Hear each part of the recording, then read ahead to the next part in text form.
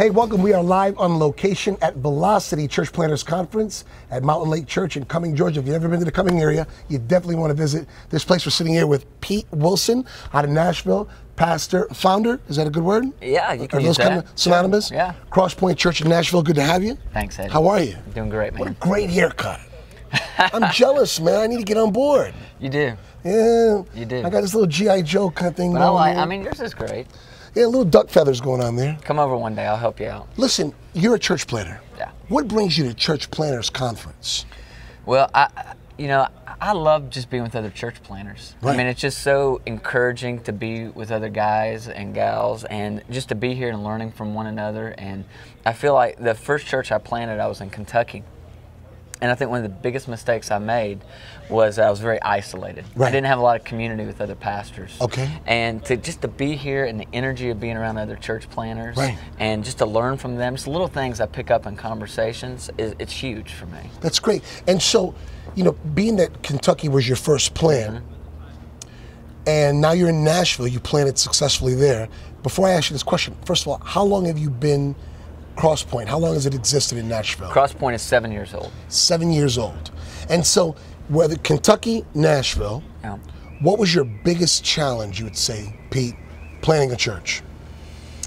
I think my biggest challenge for me has always been balance. I love work. I love church planning. Right. I can get so just involved in it, just consumed with it. Right. That we often talk about, my wife and I, we were married about 6 months into my first church plant. Oh, wow. And we talk about that.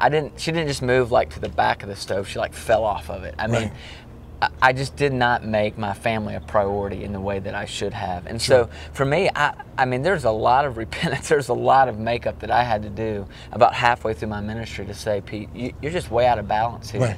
And I still have to have a lot of accountability with that, and to make sure that I'm staying balanced and I'm not cheating my family. Well, so how many kids do you guys have? We have 3 kids. 3 kids, ages? 8, 5, and 3. So while you're off, and you know, I don't mean to say this in a derogatory way, while you're off church planning and going 100 miles an hour, the wife and kids might go, great pastor, but where's daddy? Yeah, exactly. Wow. And it's huge. And what I'm trying to learn is that no one likes to think of themselves as being replaceable. Sure. The reality is if I get hit by a truck tomorrow, my church can go out and they'll find another pastor within a month. That's fantastic. They can. But my kids will never have another dad. Wow. And my wife doesn't have another husband. And so that's got to be my first responsibility. Yeah. And just keep, and that, you know what, I mean, we're pastors, like we should know that. Right. But I find myself struggling with that daily, finding that balance. Right. In the initial stages, you're trying to build your leadership and finding out who you can trust. Yeah.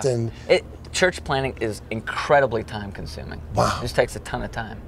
So what advice? There might be somebody watching today and they have this wild hair within them. Maybe it came from God, hopefully it did.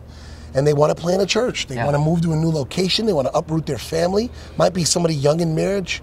What's the one bit of nugget, Pete, that you would say, you know what, please, if you're going to plant a church, take this from Pete Wilson. Do it in the context of community, is what I would say. Don't define that. I need you to define that. I'd say you got to develop a core group. Right. In fact, I would say if you can't develop a core group, then you're probably not going to be able to plan an effective church. Right. And I see guys sometimes will go out and they're just by themselves trying to plan a church, no team, no group around them. Right. And it's usually the kiss of death.